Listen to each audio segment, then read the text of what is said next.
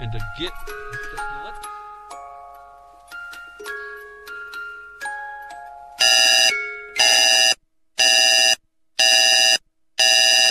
Take the red pill, you stay in Wonderland, and I show you how deep the rabbit hole goes.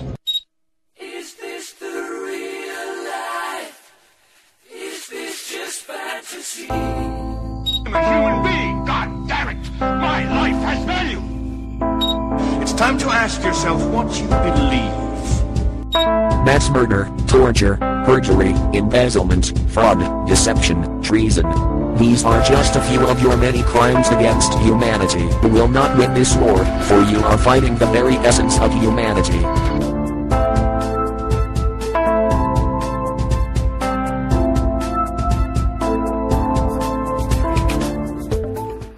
Hi, welcome to Truth or Talk. I'm April Virstyne. And I'm Virstyne Henry. You can check out our website at truthertalk.com. You're listening to us on ucy.tv. And, hey, y'all, what's going on? Hey, hello, again. Hello, audience. And hi, Virstyne, how are you? I'm great. We have Fritz Springmeir on today. I'm really excited. I'm always excited. I feel like I say the same thing. But I am. Well, I know, right? It's so funny because years that we spent researching all this stuff, and we were reading these people's books and watching their documentaries and so forth, and then we end up having them on our show. It's very exciting. It's hard not to be excited. Yeah, you know? yeah. And we've had Fritz on before, and he's just really sweet. He's so like as a lot of the people that we do interview, I would say, he's definitely one. He's so intelligent, but he's really humble about his intelligence, and I admire people like that, you know, because they're those people that are intelligent and they use it as a tool to devalue you if you don't know what they know. Right. But he's just like, you know, and he's very wise in addition to that, you know. Yeah. Very kind, very wise, very focused. He has a focus, you know, you can tell. Yeah. Definitely. And he's like you said, he's so nice, and he's very calm, and he's mellow, and he's non-judgmental towards others. Yeah. And when you think about what he's been through, like having been through prison and having had to, you know, deal with all that stuff, it's I mean, you know, falsely accused of bank robbery. Right. Yeah, falsely accused of bank robbery of all things. Yeah. I'm trying to picture him doing that. I'm like, I can't. Because he didn't do it. You know. Yeah, no way. It's just that's obviously not the case. But and he didn't. What he did was write a book that was information that he gathered from historical evidence. It really wasn't, you know, he wasn't digging into something that other people couldn't do. It's just that nobody else did it. Yeah. And so he did it, and he put that information together, and then, I mean, I don't know, what would you say? Maybe you know a little bit more than I do. Why was he set up? What was it that he knew that they were afraid of? What you said, I would say. Just his first book, Bloodlines of the Illuminati, exposes the Illuminati bloodlines, which is basically history that anybody can do themselves, but it's really extensive research. Yeah. And, you know, who's willing to do extensive research, as we know? Yeah. You know, as we get attacked by the people who don't know what they're talking about, who want to attack us, who don't even bother to read, you know, a study on a vaccine, let alone, you know, put in the hundreds of hours. Probably now, with this being a few years, heading up to the thousands of hours of research that we do personally pro bono. You know? Yeah. So it's very extensive research. If you are a diligent person, you can go and do this research yourself. And he's also been on the Bin Laden reading list, which I'm going to congratulate him for, because I accomplishment. It is, because you know, like April and I also joke about like you know, you're nobody until you're on Quack Watch or until you're on one of these, you know, because that means that you're making an impact. That into your work, and then you're becoming a threat to the system. You know, what's the book going to do? It doesn't, you know, his book doesn't promote violence or hurting people or killing people or deviance or anything. It's just history. It's not even like, you know, like it's just laughable that people are like, oh, Bin Laden was reading good, man. He had good taste. He had really good taste on the reading list. Let me, I actually have a copy of the reading list. I think just give me a minute. I'll pull it up. What am I trying to say? I think, the books on this list is something that people should read. Mm-hmm. And, let's hear it. Yeah. I'm anxious. I want you to read it. So, let me see. Ooh, it's kind of long. Okay. Yeah. So you should go out and get these books ASAP. All right. I'm going to read. It says, on Wednesday, the U.S. released a sizable amount of documents taken from the compound of Osama bin Laden. Among them were a simplistic guide to understanding Islam, Bob Woodward's Osama Wars, and Noam Chomsky's Hedge Money or Survival. That's on my list. I want to read Noam Chomsky's stuff. Because, he's really he's really analyzed geopolitics, and if you understand geopolitics, you can pretty much predict wars, and you can have a great understanding of wars and why they happen, Yeah. The only thing I will say about Noam Chomsky is that he's still a 9/11. He still believes the official story of 9/11. Yeah, that's whack. I don't know. People, yeah, but I think a lot of other stuff. I mean, you can go back and you can cross-reference. That's how you know who's telling the truth or not. So a lot of other stuff that he talks about, you can cross-reference and see that, sure, telling the truth. You just take it, for some reason some people have blocks on certain information. So I don't know if he's lying or telling the truth or not, but sometimes people can lie and then they can still they can lie in one area but then still put out truths in another. Yeah. And it convolutes things and it confuses people. So you just don't get caught up into one person as if they're the thing, and you have to trust everything that they say. You just look for you cherry pick, the information. If they have citations to back it, then hey, cool. Yeah. So anyway, continue. I want to hear more. Or if something that you read resonates with observations and experiences that you've had in your life, too. I mean, Exactly. Yeah, okay. that too. All right, you ready? Here it goes. Yep. All right. The 2030 Spike by Colin Mason. A brief guide to understanding Islam. Oh, I said that one. By I.A. I think it's Ibrahim. America's Strategic Blunders by Willard Mathis. Forgive me if I'm not pronouncing all these names right, but you know what? I like that one. I'm gonna put this one on the. We're gonna put this in the links, so you guys can we'll just say okay. America's War on Terrorism by Michael Chostovsky. I think I said that wrong. Al-Qaeda's online media strategies, from Albert Reuter to Ira Hobby, 007 by Hannah Rogan, The Best Democracy Money Can Buy by Greg Plast, The Best Enemy Money Can Buy by Anthony Sutton, Black Box Voting, Ballot Tampering in the 21st Century by Bev Harris, Bloodlines of the Illuminati by Fritz Springmeir, yeah!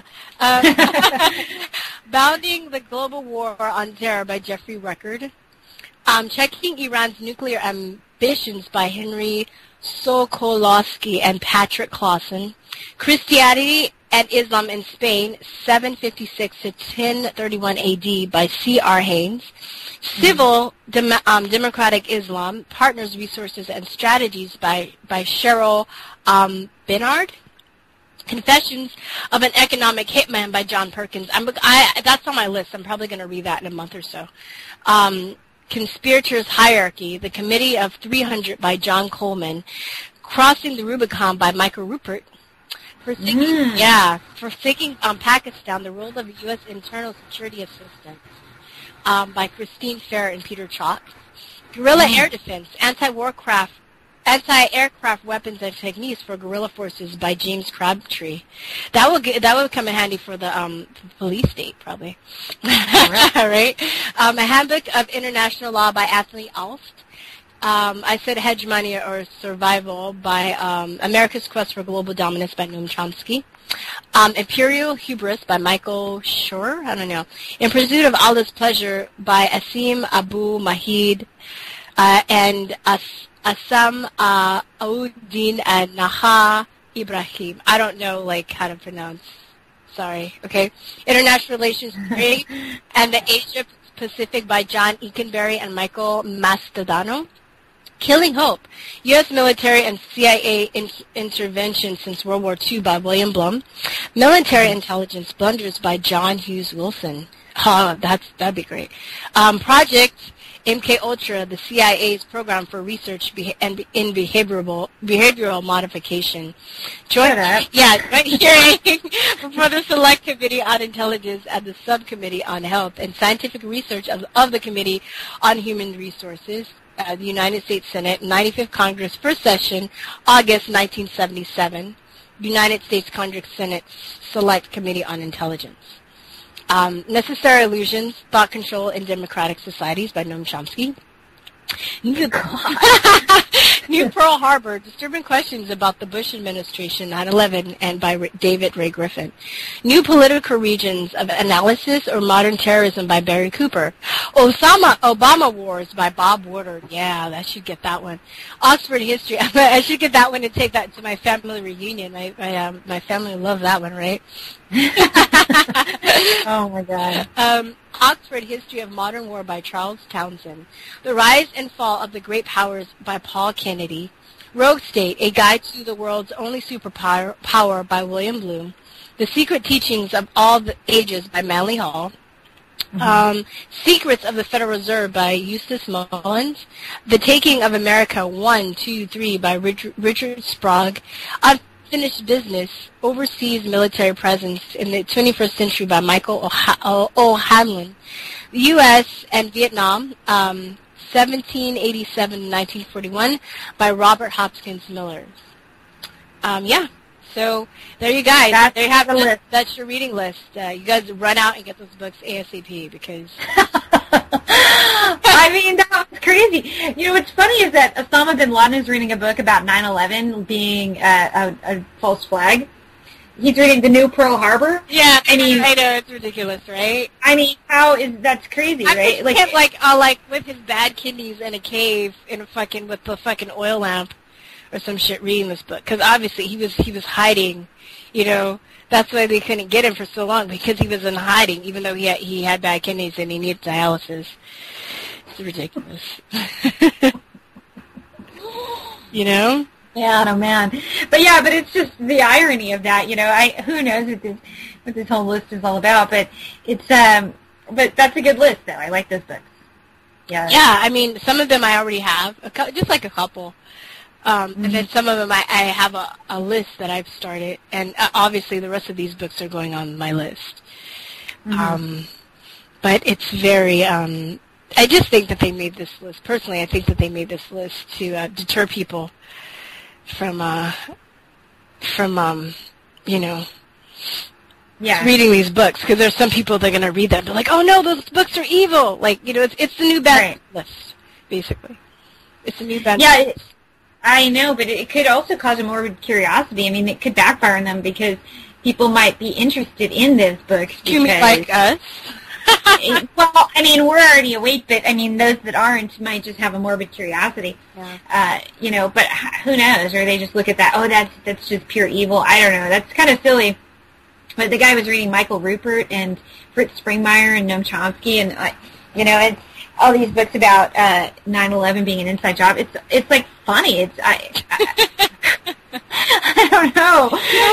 No, like, why would he not know? Didn't he like start 9/11? Like, supposedly was it? Right, exactly. Wouldn't he know all about it? Like, couldn't he write the book? He would, like, duh. Like I don't know. Like, he would be able to write the book if the official story was true. He'd be able to say this is exactly what happened because I ordered this to be done.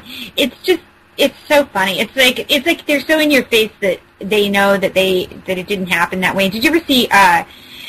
I don't remember which one, but you ever see the Iron Man series with what's his face, Robert Downey Jr.? Oh, I saw the first one.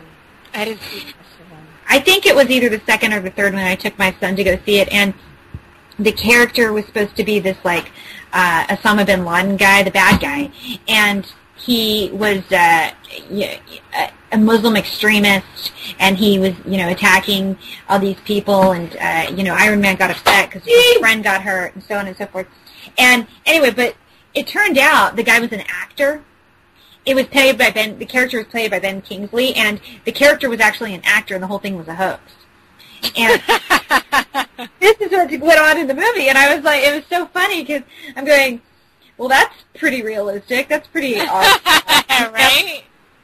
And the guy's playing this character of this Muslim extremist bad guy, but really it turned out to be this other guy, this corporate genius type thing, and who was making weapons and whatnot. He ended up being the one behind it all, but it was but he'd set up this actor to play the part of this bad guy. So it's just kind of funny that's being portrayed in the films. It's like here it is. We're going to tell you everything that we do, and but you just have to read between the lines, and because where do people think they come up with these ideas for movies and stuff? They're all that smart. We know they're not that smart.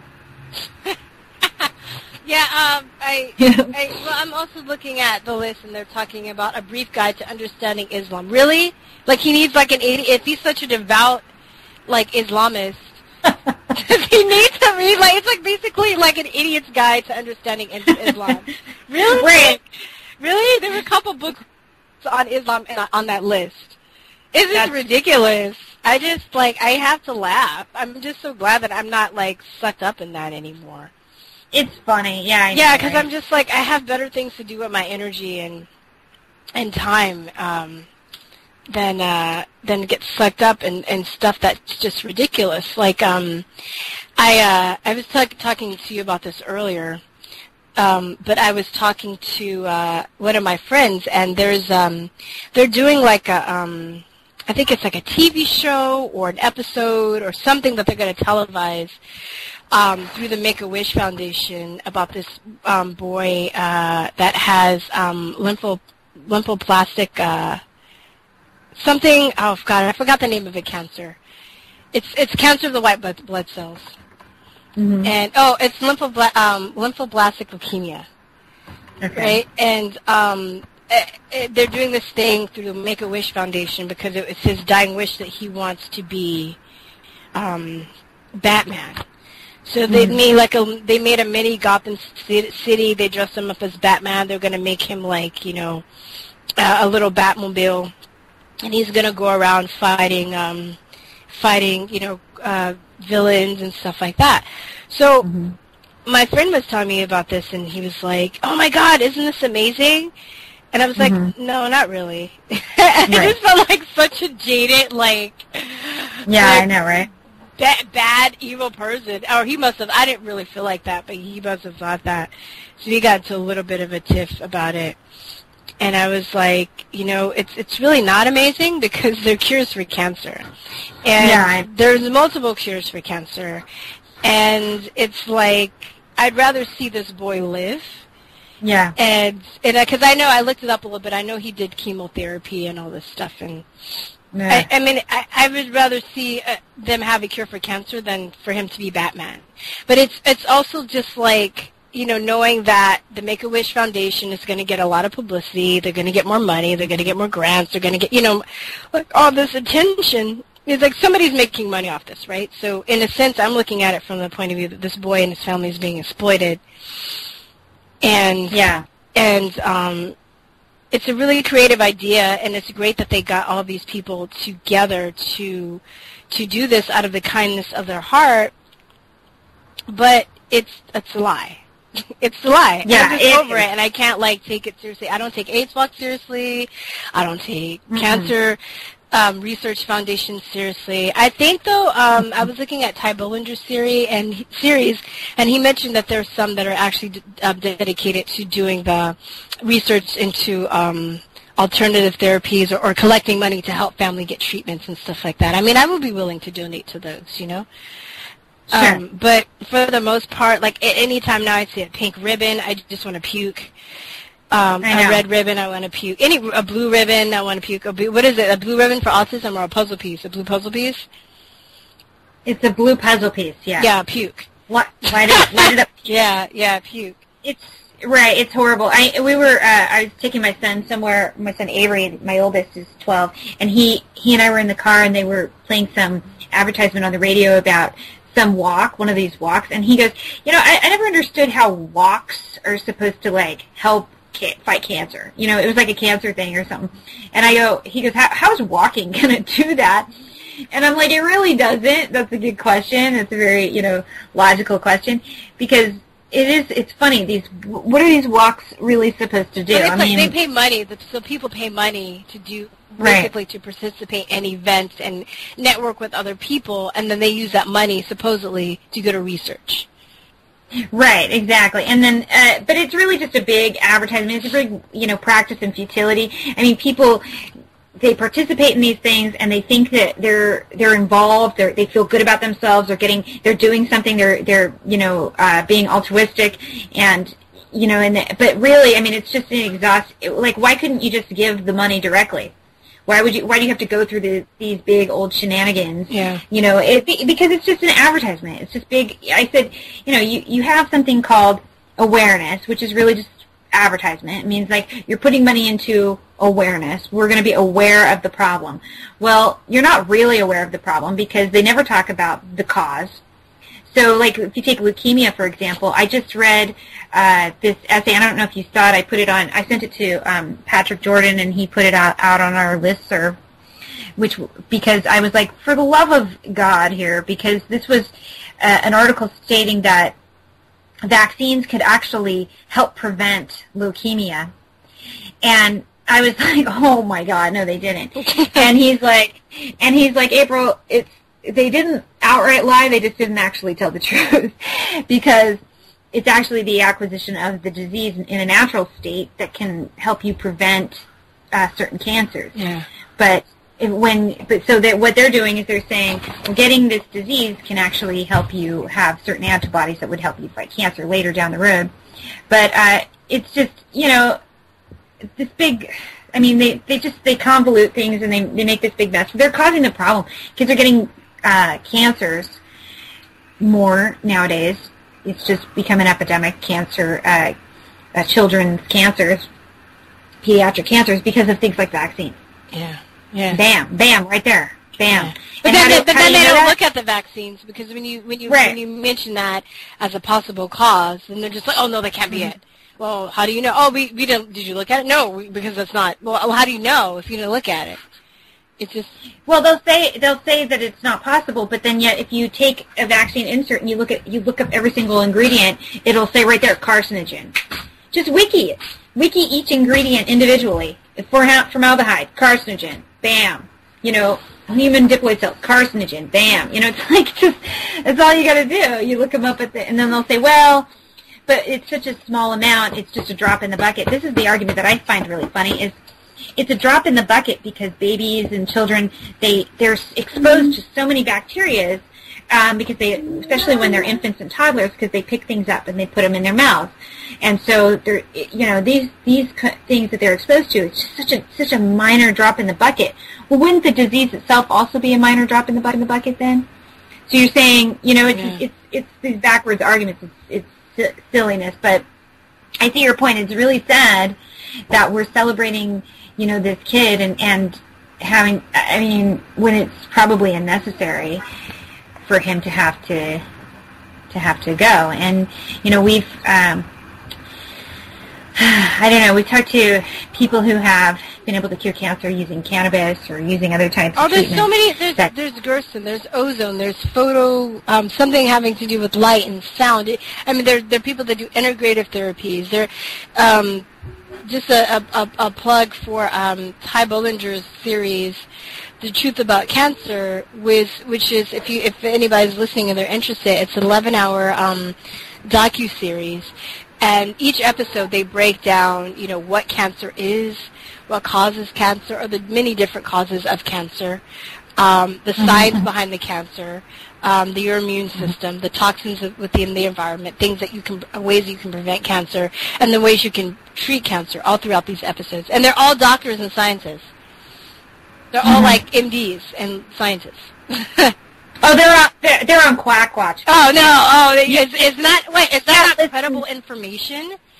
Those people are. What am I going to do? They're all quacked out, because don't you know that you have to, basically, the treatment has to kill you in order for it to be effective. Oh, don't you know that?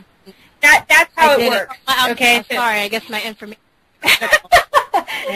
If there aren't a holy host of side effects that will certainly kill you, then the drug cannot possibly be effective. Then that treatment cannot be effective. Scratch that. So that's for audience. Yeah. Sorry about that. Yeah, that's science. That's how science works. So we're gonna hungry people work. Yeah, exactly. That's not science. Science shows you that this shit is a fake. Right. That's Stockholm syndrome. That's people thinking that they have to be abused in order to believe that that they can heal. It's like they can, it's abuse and love. They mix all that stuff together. So somebody going through chemo, it's a horrible, awful treatment, and but you think that, well, that's what I need because cancer is so horrible and awful. So you need something equally horrible and awful to fight it.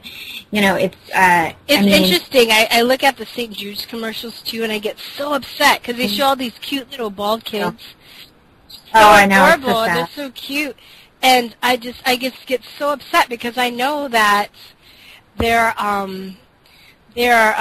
cures for cancer, and these people aren't even given the option. The doctors don't even know, but it's just the whole system. We've had a couple shows on this, so if you want to look at some of our cancer shows, I guess we won't go into everything about like how the whole system works in the medical system and how they're trained and how they don't really know any better either. So I'm not saying like the doctors are evil, but they're also kind of brainwashed into believing that there's no other answer outside of them, and we're in a society we're mind controlled, into thinking that any cure that we have for any disease is going to come in the form of a pill or a vaccine. Right, people or something that's excruciatingly painful. It has to be really, really difficult, and or it doesn't work at all, or it could kill you. It's like it's just. I don't know. So we will get into this in the realm of when we talk to Fritz, because we're going to talk about mind control, and this is part of how that works.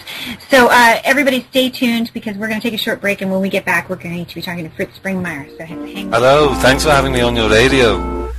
Even though we're not from a famous rock and roll band, if we were, even though we sound a little like we are, we definitely wear a Conspiracy Realist t-shirt, because they're gear, aren't they?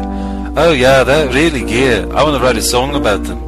Conspiracy Realist t-shirts at truthatees.com. I gotta think of the middle eight. Shop.truthatees.com. What does that mean? It's the internet. What's that? I don't know. It's a net. It's between things. Shop.truthatees.com. What's that? It's where you get Conspiracy Realist t-shirts. Oh, gear. Fritz Springmeir owes his unique perspective of society to being a world traveler from a very young age. A paradigm-shifting experience in his late teens, early 20s has led him to write the book Bloodlines of the Illuminati, as well as become a teacher who lectures all around the world, educating people about the Satanist elite, mind control, and other dark secrets that have been used to disempower the human race for centuries. His latest book, The Illuminati Formula, used to create an undetectable, total mind-controlled slave, offers hope because it empowers people with the knowledge of how to protect themselves so they can take their power back. Please welcome to the show, Fritz Springmeir. Hello, Fritz. How are you? Long time to see. Thank you. Yeah, good to have you back on. Yeah, you were one of our first people we interviewed, and we're actually coming up soon to our 100th show, so it's pretty exciting. It is, indeed. Yeah, so thanks for being back on. We're glad to have you. And so let's just jump right in. I want to talk about mind control. In your research, how long do you think that this sort of technique has been around, mind control techniques? Well, in working with people that had been subjected to the Illuminati's total trauma-based mind control, their systems, when I say a system, it's a structured system of altered personalities. They're creating program multiple personalities. And their systems have a number, a code number, and there's a particular part of that code that gives the number of generations that these families have been programming. And, you'll see numbers like 35 in there. So this is going back many generations.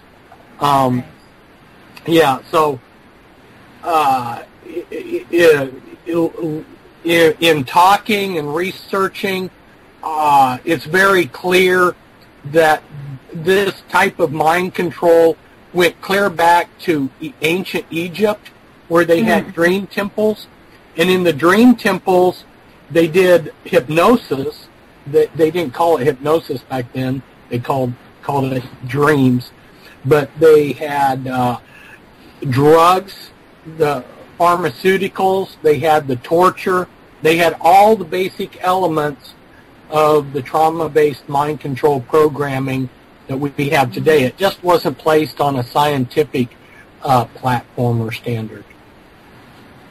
Yeah, that's interesting. I have a question too. Like, it seems like the elite. It seems like it's a part of mind control, but the elite needs to tell us what they're about to do, right? Before they do it, they can't just do it. They have to tell us. Why do they seem to need our consent to get? That's an interesting question. I've been trying to understand that better myself. It seems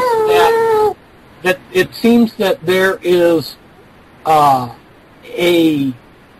what's the word I'm looking for? It's sort of like a standard that God has, that in order for him to allow evil to do what they do, they have to tell us what they're going to do. There's some kind of a standard there that they are that they themselves or God, something has placed the standard that they need to tell us ahead of time. But I would say this: their method of telling us ahead of time what they're going to do is kind of a shabby way of doing it. It's not like they just broadcast in the clear exactly what they're going to do. Yeah. But like in 9/11, you had all these cartoons and movies and on that were saying, 2 planes are going to run into the Twin Towers on 9/11. Right. But they just didn't come out and say, well, we are going to do this. You have to read between the lines and pick up on the clues.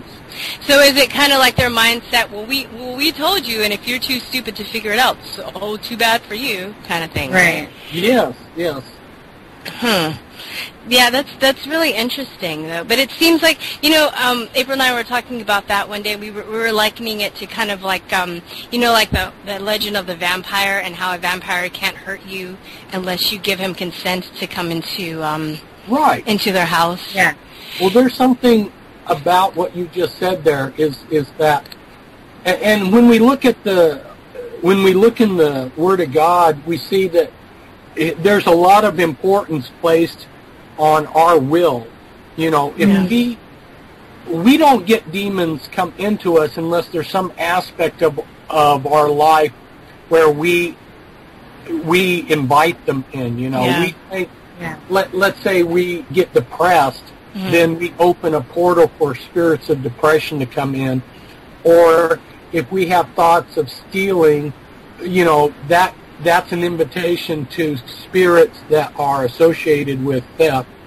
So we have to somehow, with our will, line ourselves up with evil. And I think that right there is part of the answer as to why they do this. They want us to some degree, willingly accept what they're going to do. But yeah, it seems like they're powerless without it. That's the thing that's like really fascinating.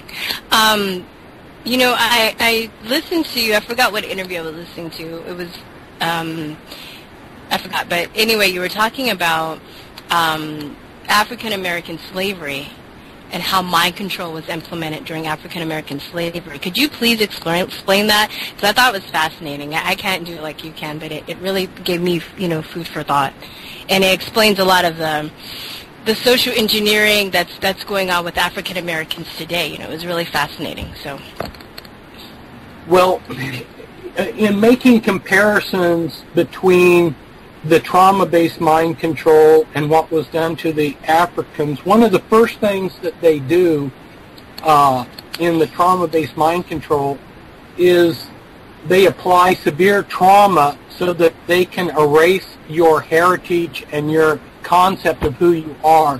And when the Afro-American, they weren't Afro-Americans at the time, they were just Africans. When the Africans were brought over, they they stole their heritage, they stole their identity, and that's one of the first things that's done to mind control you, is to steal that. They're doing that to society in general now, with bringing in all these different groups of people from the Middle East, from Mexico. Why, these people have no sense of what America stands for, and so they're diluting our culture. Well, that's what they did with them. And then another thing that they do is they traumatize you. You know, when you're a child, you grab another kid and you twist his arm behind his back and you say uncle. Yeah. That's a very simple, primitive form of using trauma and pain to control somebody's mind. But that's what they did with these people that they brought over as slaves, is they would torture them. And when someone's tortured, at a certain point, you just become compliant. You look at the person that's torturing you, and you just realize that your survival depends upon just being compliant. And then the mind is receptive to whatever they want to tell you. And then there was a dumbing down process.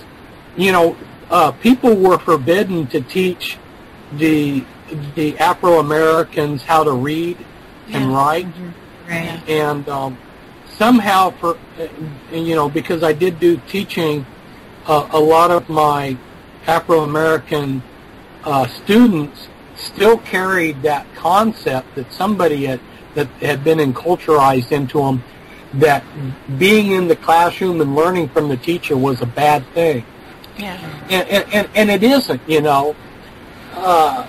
Going to school and learning how to read and write and becoming educated is actually a good thing.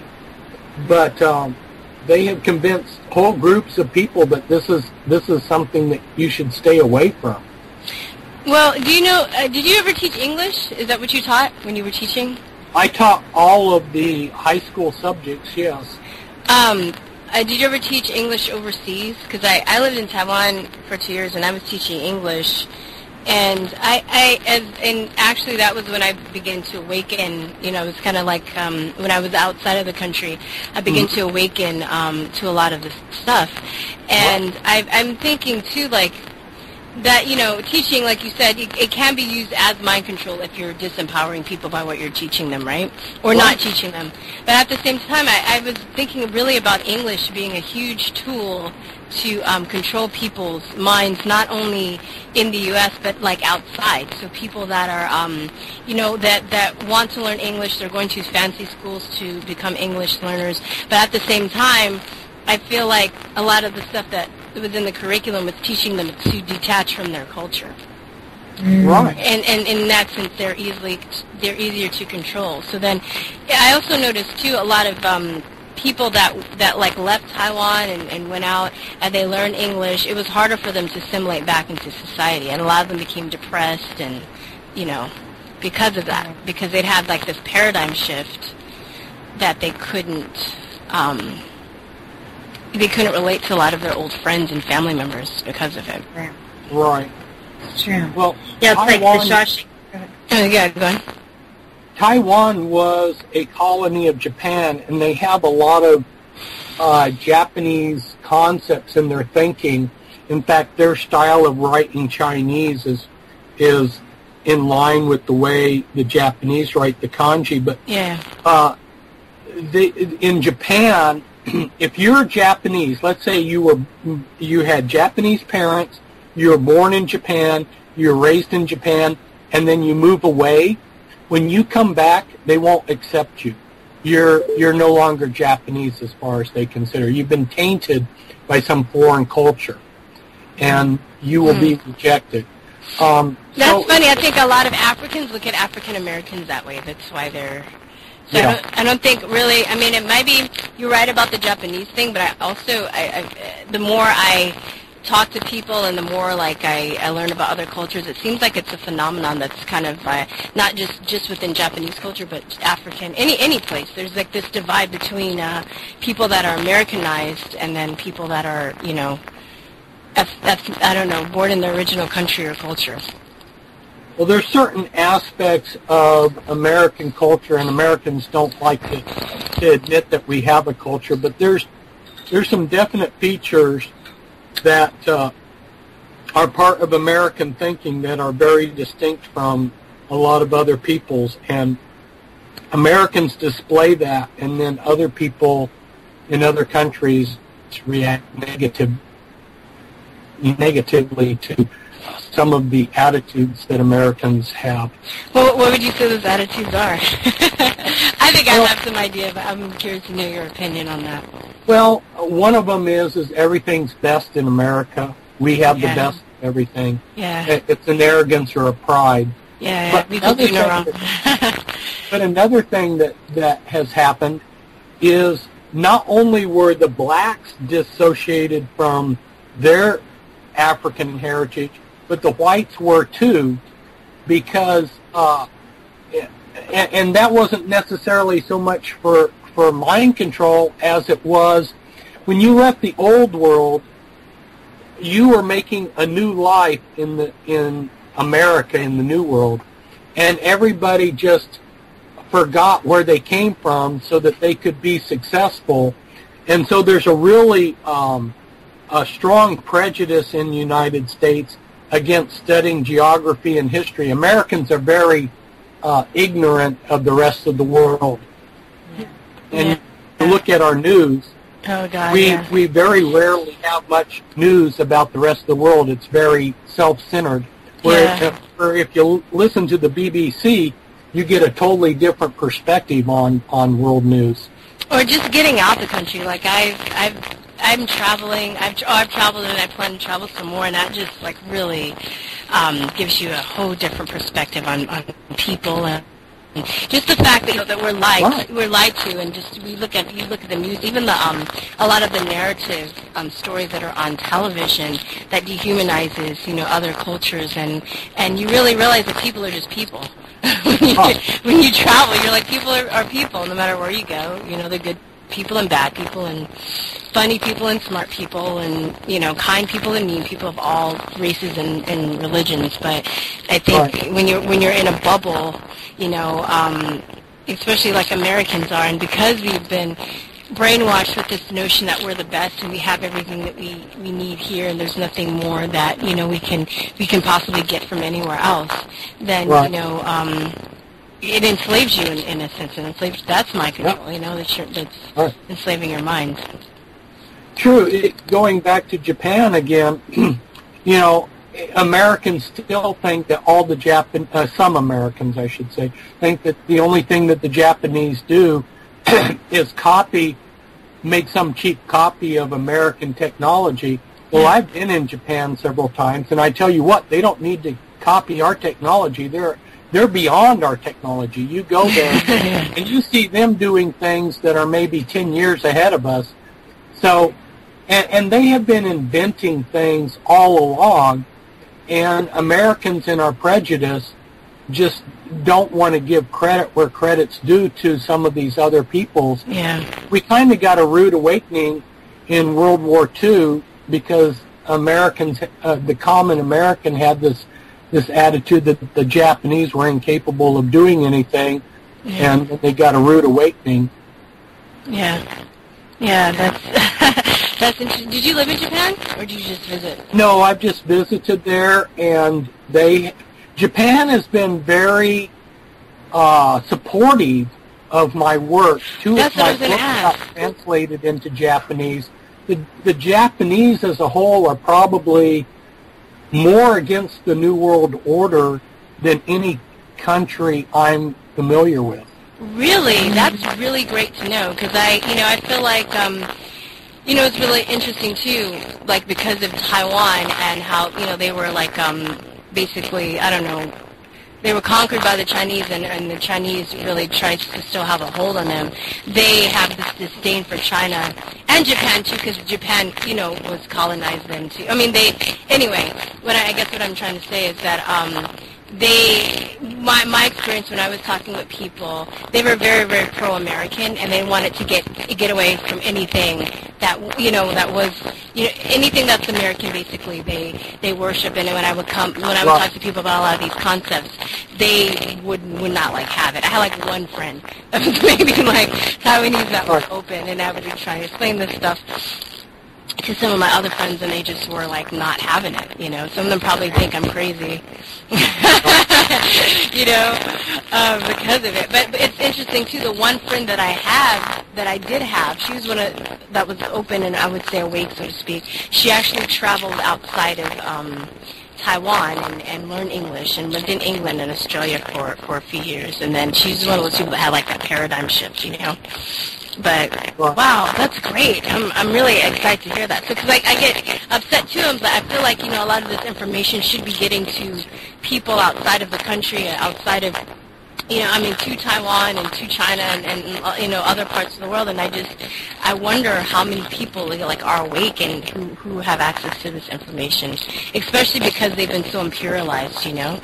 Right. Well, definitely Japan.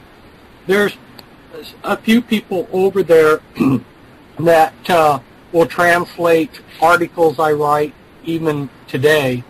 Some of my strongest supporters over there in Japan, though, have died. And oh my God!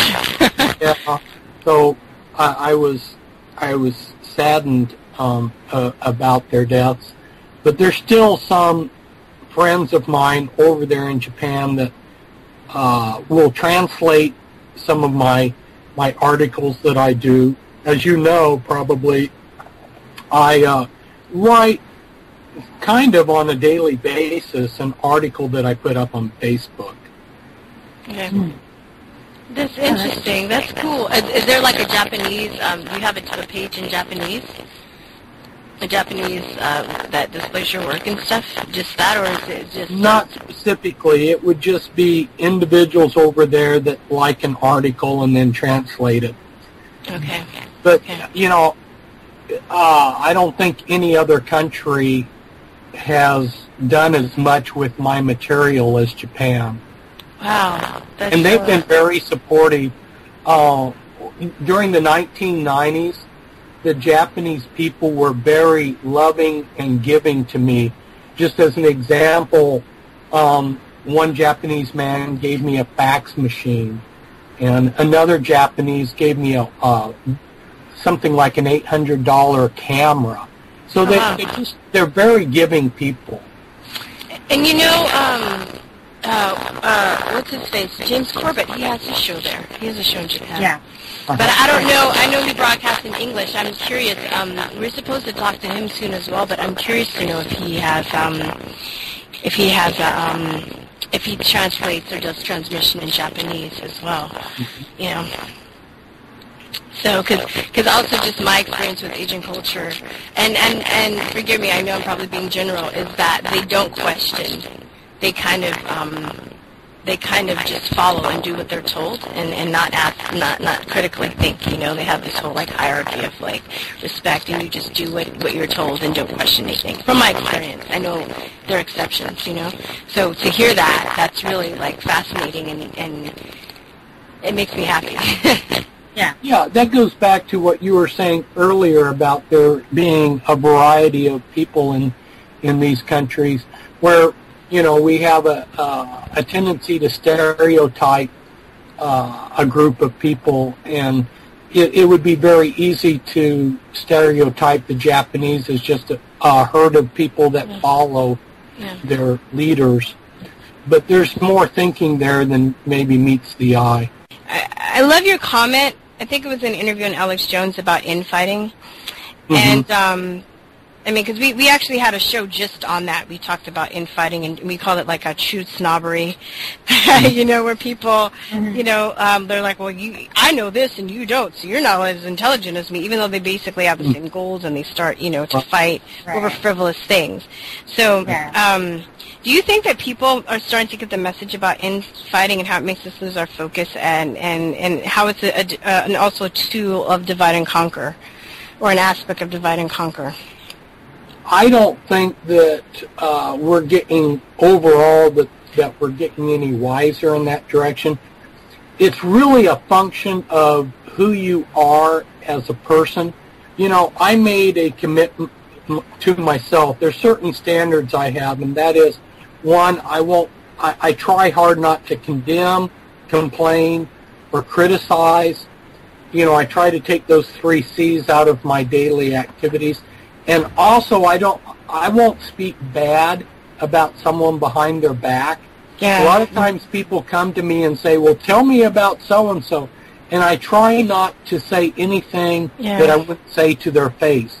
You know, and this is a personal standard that each of us have to have ourselves. So it goes beyond just the context of the awake community, but it's who we are in our life in total. And in American culture, you know, we were talking a little bit ago about some of the negatives about American culture, and Americans have a tendency to, if they think something, they just blurt it out. And that's not necessarily the wisest thing to do, because in human relations, like everything, you know, a little lubrication is going to help out. And instead of just being brash and abrasive, sometimes we need to be more congenial and treat people like we would want to be treated. Yeah. Yeah, I was listening to Vinny Eastwood, and I don't know, are you familiar with his show? Have you been on his show before? I was on his show a long time ago. Yeah, he's really funny, but he was talking about like how you know, most people weren't born with all this info, so that, you know, that like you have to. There was a period in time where people were brainwashed, and, you know, they believed what the government told them, and, you know, so he was talking about, too, like, the importance of just having that, in a very humorous way, of having that patience with people, because you know, you were them at one point, you know. Right. Yeah. You know. But at the same time, though, too, I think that it's really frustrating when you deal with people who are just disrespectful. Because even when I remember I actually dated a guy who was trying to tell me all this stuff, and he was coming from a place where he was very angry about it, and because I didn't understand what he was talking about, like, he lashed out on me. So at that time, I went the other way, and I was like, I don't want to, like, listen. He's a freak. He's a weirdo. He's mean. Like, what's his problem? And now, if I would meet him, I would totally apologize and say, oh, I understand what you were trying to tell me, but it's also, there are those people that are just very, like, when you do try and tell them this stuff, you know, they're very, they take it, they attack you personally, you know. I guess those are the people that's hardest to be nice to, you know, because they, you know, Well, they're emotionally invested in the status quo and believing all of this stuff. You know, let's say you're all your life you've been a Democrat, or all your life you've been a Republican. You're very sensitive to anybody saying something negative about those, because that would mean that you had based your life on a lie. But which they did, but you know, but some people, we often talk about, like, April, we kind of ponder what is it that makes people become awake, because it's like, you know, we talk about it being a certain amount of, like, self-esteem and introspection and the willingness to admit that you have been bamboozled. And I think a lot of people don't want to admit that, because they make that mean that they're not intelligent or they're bad people for letting that happen, you know? Right. And especially if they're... I think what happened with you, Virstyne, where you got outside of the country and you expanded your horizons, that broke some of the myths in your mind.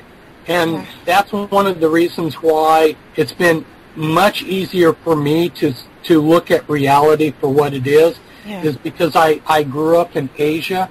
And so even though I was an American, I was able to look at America from a distance. Yeah. And instead of growing up with this normalcy bias where I think it's normal to be arrogant, I got to grow up around people in Nepal who were very humble, and they don't have marriage based on love, romantic love. But in Nepal, they have the parents bring the couple together that marry, and yet they have zero divorce. And in America, we think an arranged marriage is horrible, and yet they have highly successful, very loving marriages over there, where over here we're just, everybody's hating each other and divorcing, and it's a mess. And when you see that there's other ways of doing things besides our way that actually work better than ours, it breaks that normalcy bias. Yeah, no, that's interesting. But, some people, too, are so, they're so caught in that paradigm that nobody can do it better than them, that they will, to their own detriment, they will reject some ideas because they don't want to be proved wrong, which is sad. Yeah. Yeah, and it's true. It did help me to wake up a lot. But even with that, when I was there were other native English-speaking teachers who were still very, arrogant and very, they didn't break that paradigm, which I just didn't associate with them. I just couldn't, I had one teacher that would talk about just some of the negative aspects in their culture, about Taiwanese culture, in front of them, as if they weren't there. Right. And I'd be like, well, and just because their English wasn't perfect, he assumed that they didn't understand what he was talking about. It was just baffling. That's a certain level of arrogance. Yeah. I mean, he was Welsh, actually. He was from Wales.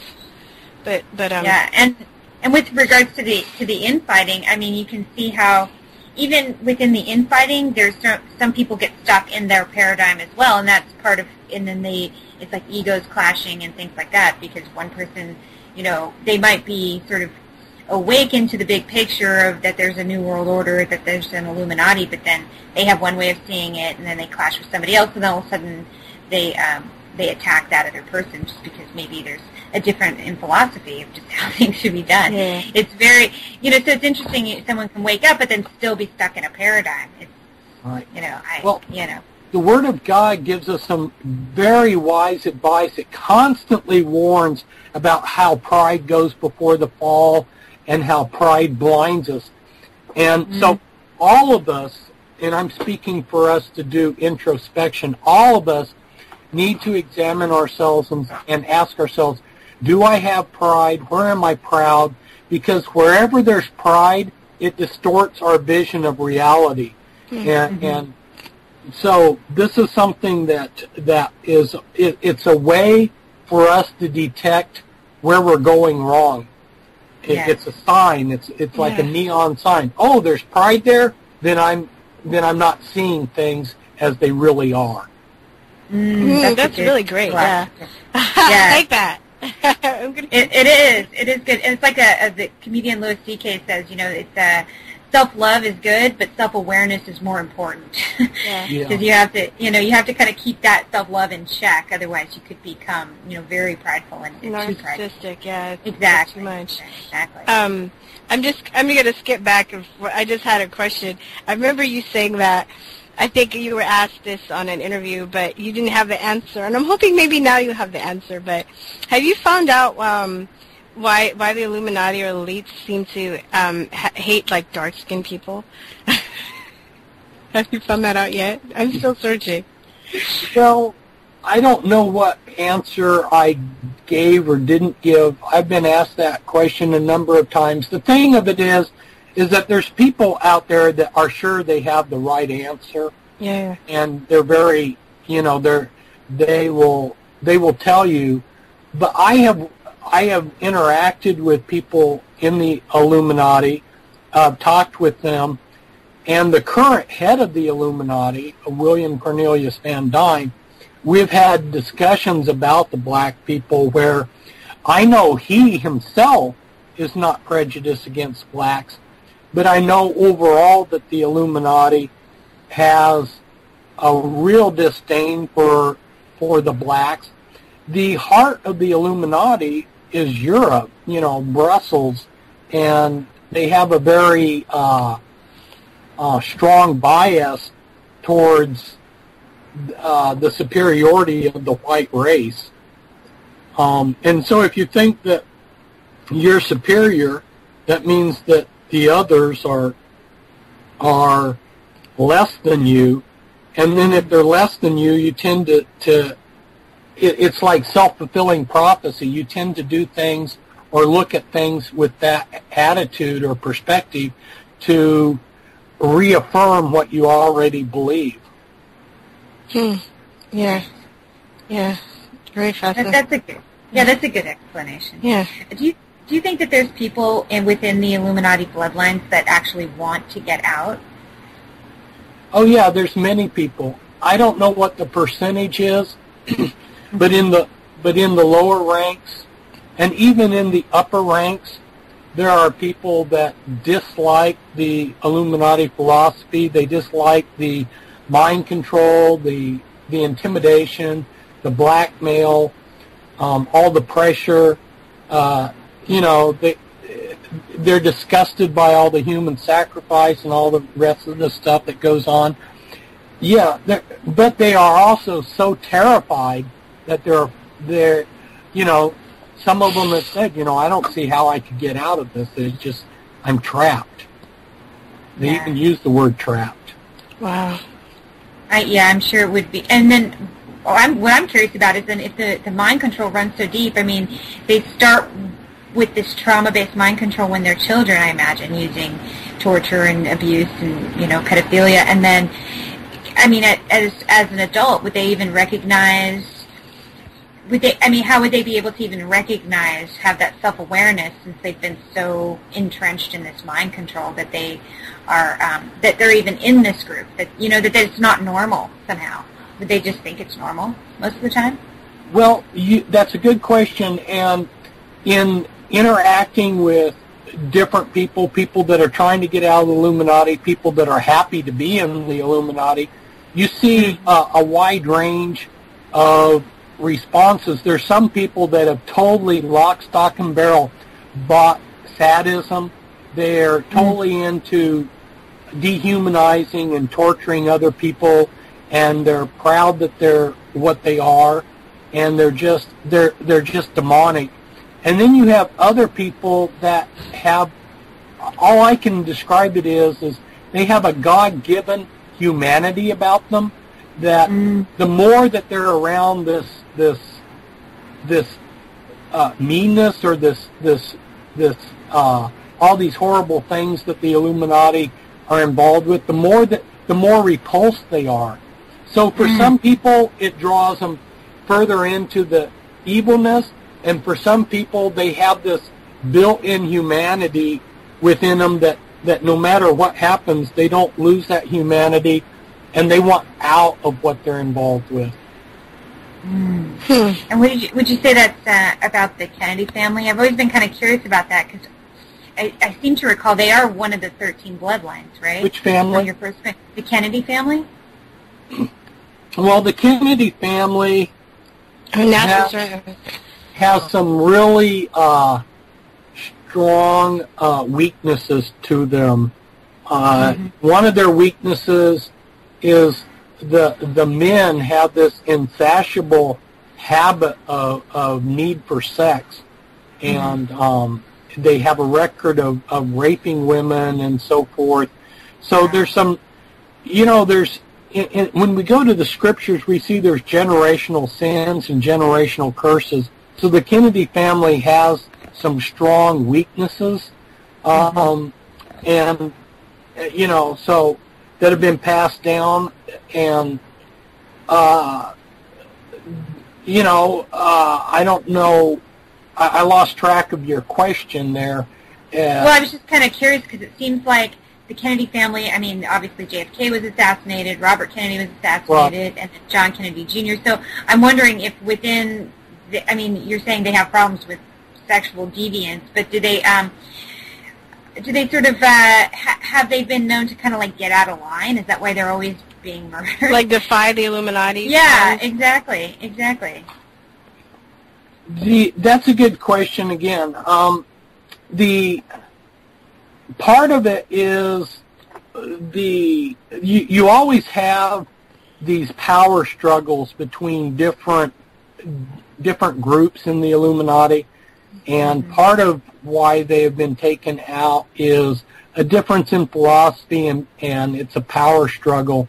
They have definitely been eliminated as one of the top families and pushed to the side and replaced. Why that happened, I mean, I wouldn't go so far as to say that they were pushed out of the Illuminati because they were doing so many correct things. You look at Ted Kennedy, he was totally intimidated by what happened to his two brothers being assassinated, that he was totally walking the party line. No, I wouldn't go so far as to say that they got pushed out because they were heading in a different direction than the other bloodlines. I would say it was more goes back to there were certain things that were involved in power struggles, and then part of it does go back to JFK, because JFK, who was leading his family, actually he turned basically on everybody that had gotten him into the presidency. You know, the mafia, the Illuminati, all these groups. He just went his own way. So there is an aspect of that, but a lot of the Kennedy family were walking or working lock, stock, and barrel with the system, and yet they still got kicked to the curb. So, yeah, I wouldn't go so far as to say that their whole bloodline was going in a different direction. I just want to congratulate you for being on Osama bin Laden's reading list. Yes. And how do you feel about that? I wanted to ask you about that. Well, my book shows who are the important decision makers in the United States, and if bin Laden actually was reading, that would have been, my Bloodlines of the Illuminati book would definitely have been a good book for anyone to read who wanted to know who are the decision makers in this country. It's a good book. I recommend it to people. It has a genealogy chart showing how 25 American presidents are closely related. And so if you were trying to understand the power structure in America, you would definitely want to read that book. And it makes me wonder who else out there has been reading it. Yeah, right. Well, definitely, it's. I mean, I got that. I got the list and I made a copy, and I actually have a few of those books on my. I own a few of those books. Yours was one of them. It was. I think it was John. Oh, what's the name? Confessions of an Economic Hitman, some other things, right. You know, basically. So I'm like, I look at that list and I'm like, yeah, get these books because these are the books that you should be reading because they don't want you to read. They put this list out to intimidate people, but honestly, I think it's information that they don't want you to have. So I'm curious as to what kind of negative. What kind of negativity they're going to attach to me because of this. You know, is somebody going to come and knock on my door and say, were you in touch with Osama bin Laden? I hope that, yeah. Something, you know, are they going to try to develop something from this? Well, I hope not. I'll keep you in good spirits. I hope it doesn't doesn't go that far. I'm just thinking that, I mean, I don't know. I mean, it's like a banned book list, you know. That's what I looked at it as. You know, they're trying to make a banned book list of trying to make people scared of reading these books. That basically, you know, from our perspective, knowing what we know, you know, we know that those are the books you should be reading because they don't want you to be reading them. So, well, they referred to my Bloodlines of the Illuminati book in the Daily Mail as conspiracy theory, and they referred to it in the Guardian, which is another UK periodical, as a work by a conspiracy theorist. So they don't want to admit that it's history, but if you read the book, it's just chock full of history. That's what it is one historical thing after another. And when it comes to history, you know, I'm a historian. I've done my research, and so the book is not theory at all. Yeah, I know, but that's just a term that they use to dismiss, you know, and make people. It's another form of mind control. You want to talk about mind control? It's another form of mind control, and that they use to make people, like, peer pressure people into doing or not doing certain things, is to label something a conspiracy theory. Right. You know, they call people tinfoil. Yeah, but the truth seekers are going to, you know, going to seek your book out and see what you have to offer. Then there are other people that are just going to watch, like, I don't know, Dancing with the Stars or the latest reality TV show or whatever, you know, has their attention in lieu of doing that. So, I mean, when you look at the quality of that book, The Bloodlines of the Illuminati, and then go to any public library and see all the junk that they have on the shelves, you have to wonder, why are these people not taking something that has so much valuable history and putting it in their library instead of spending all this money on junk? Oh, totally. I think about that a lot. And I mean, I couldn't find your book at the library. A lot of the books that I have now, that April and I have now, we have to order. We have to buy. We can't. They don't even have them in the library. You know. It's true. Which is a shame.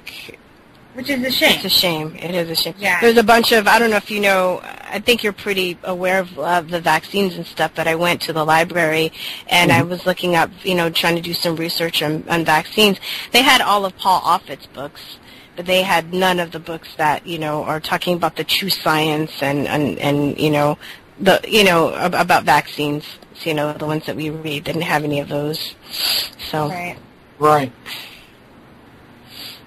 Yeah, and you know what I'm curious about, we're talking about there's the 13 bloodlines, and then there's all these sort of families that kind of hold them up, or, you know, they're henchmen or whatever you want to call them. I don't know exactly what you call them, but do you know, or do you think that there's some tie into some of these, I guess I would call them sort of nouveau riche families, like the Gates family, or the let's just start with there. Do you think that there's some connection there?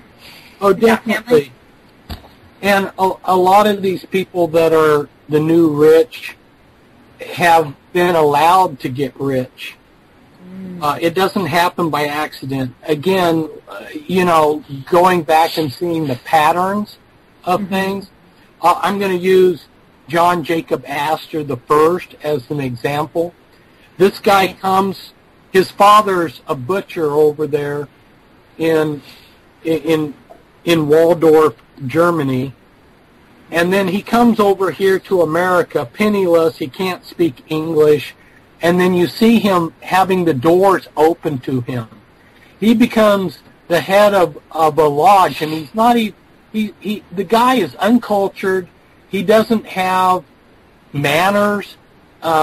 He's crude. He can't speak English. When he speaks English, the limited amount of English he speaks, it sounds like he's got marbles in his mouth because his German accent is so strong. And yet you see all these doors being opened to him. And how does this happen?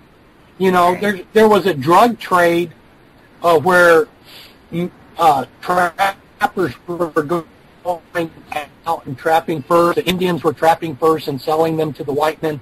This had been going on for several hundred years. And he comes over and in a few years takes control over the whole fur trade.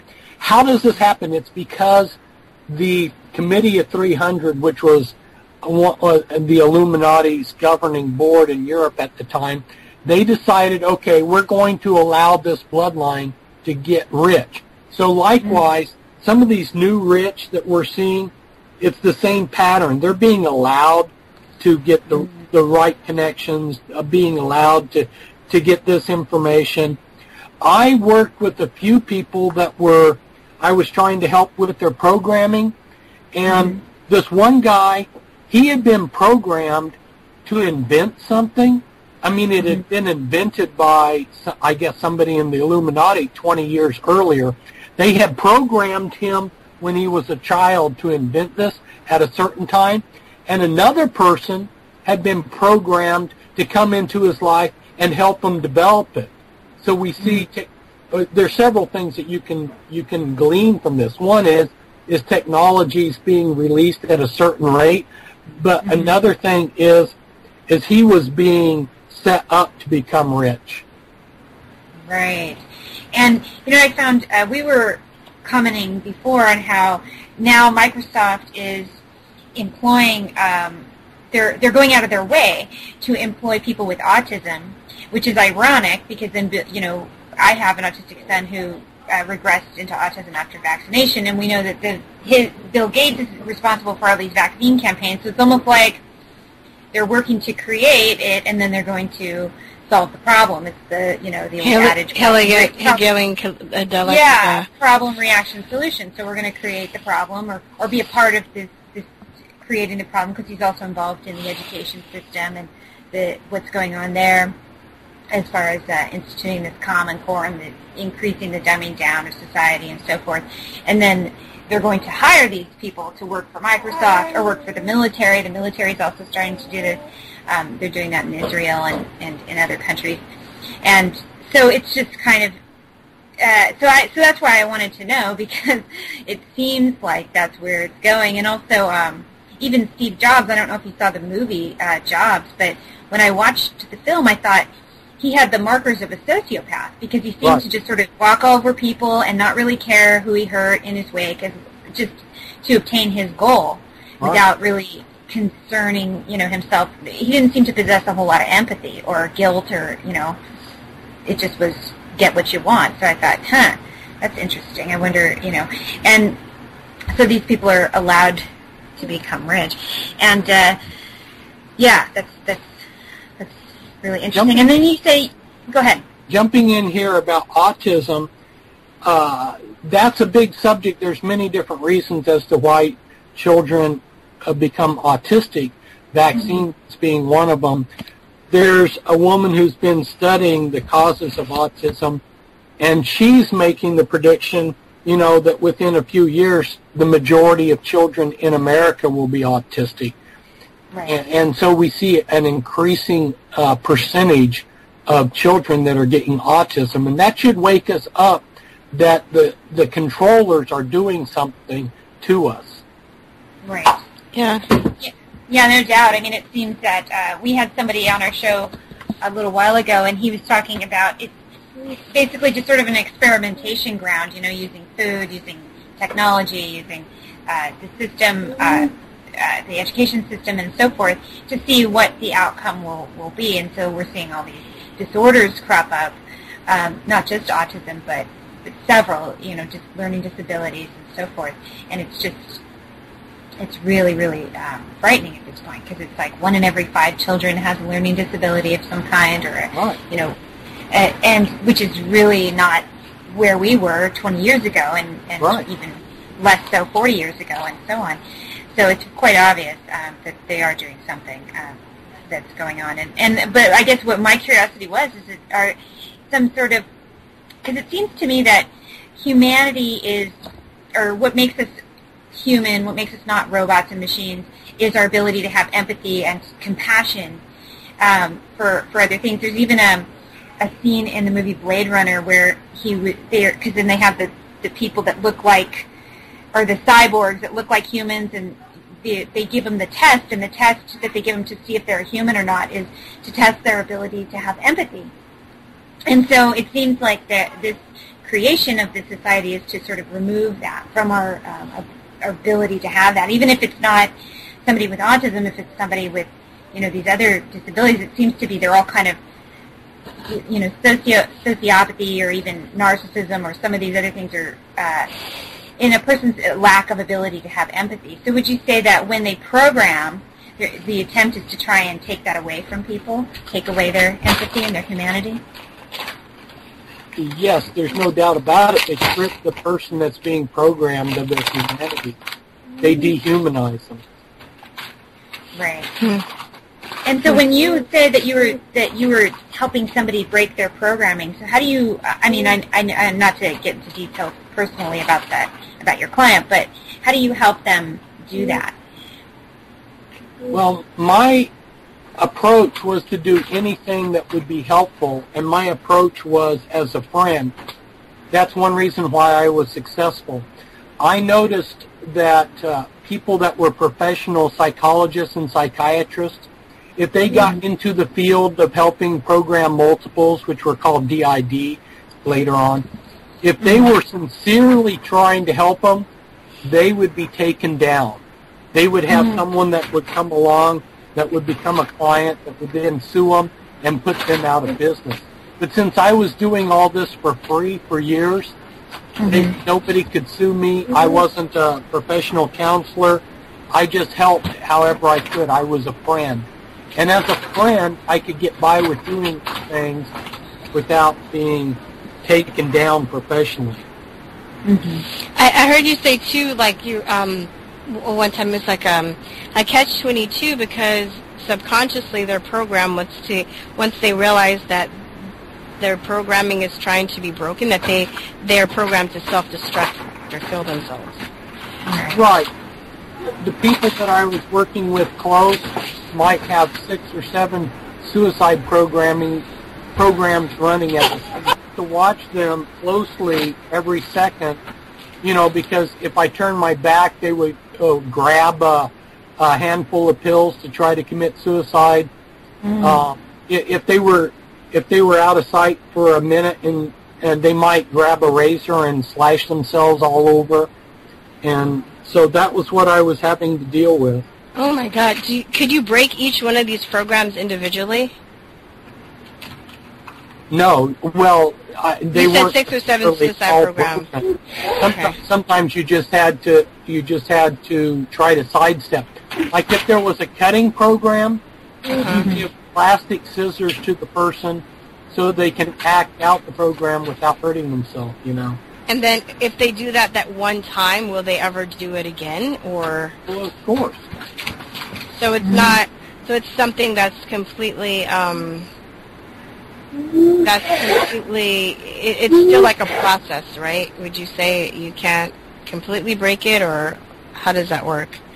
Are you keep working to reduce the power of the programming. It's like peeling back an onion. You peel back one layer, and then you work on the next layer and the next layer.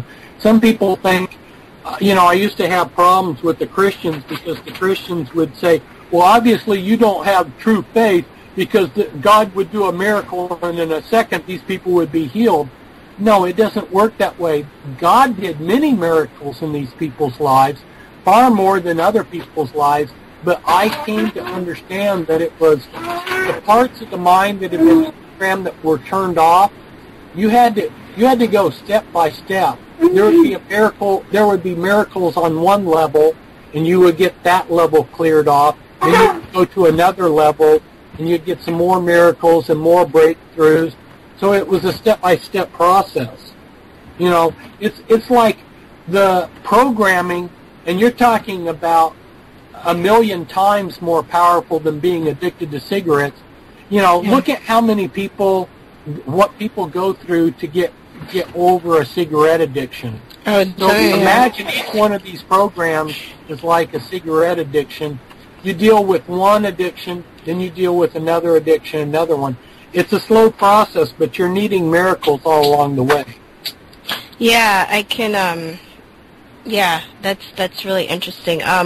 Did you in your research, did you ever come across any information on the Tavistock Institute and if they played a role in the Rwandan genocide? Yes and yes. The Tavistock Institute is actually not just one entity. There's a whole number of different Tavistocks. And mind control is something that Tavistock has done and experimented with and developed. So they've been on both.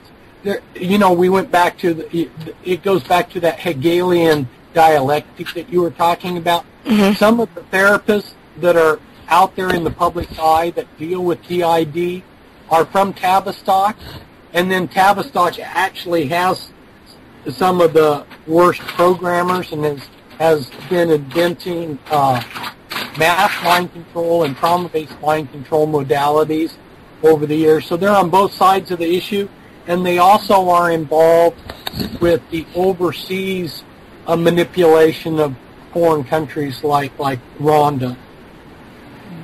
Wow. You don't seem like a dark person, but a lot of the stuff you deal with is very dark.